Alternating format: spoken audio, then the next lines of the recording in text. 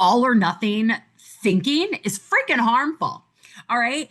This, I mean, first of all, it creates shame, guilt, and fear. So, right there, your lower energy centers, particularly your root and your sacral chakras, are all kinds of out of balance when these things are so rigidly ingrained in your mind. It prevents flexibility, which is like super crucial for long-term health and for joy. Okay, because if everything has to be the certain way, this rigid way, in order for you to be happy, you ain't never going to be happy, honey. Have you ever seen like people on there like, I see this now, like people are going on, they're like, oh my gosh, RFK Jr. is not getting all this stuff done with the food fast enough. And why doesn't he just abolish this and everything? It's like, yo, when was the last time we had anybody that gave two flying you know whats about anything in our food? So come on, like calm your nerves. There's probably absolutely nothing in the world that's going to make you a happy person because you just want to complain about everything because everything has to be exactly how you have it in your head.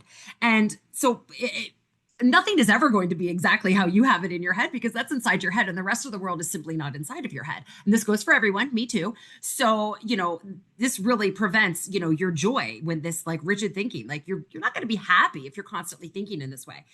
This can also keep people from really getting the types of things that they need, like medical care, for example, especially if some asshat is screaming at you and telling you that you don't deserve medical care because you didn't want this or that, which is just absolutely ridiculous. And it's feeding into this comparison and judgment culture, because there's so much of that. I mean, every which way we go, and it's kind of hard to not judge people. I mean, you have to understand that it is a mirror all of the time, but so it's still kind of hard. I mean, we are humans, but this is damaging, when you are constantly judging or you're constantly have a fear of being judged. This is really damaging to one of your higher energy centers in your throat chakra.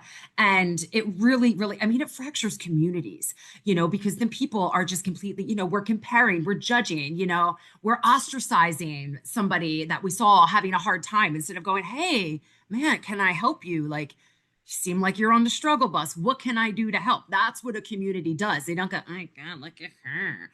So, it really, really fractures communities. And this is going to completely mess with your nervous system and your energy centers. Okay. Like I've been saying energy centers. So this black and white thinking, it often comes from a place of survival wiring.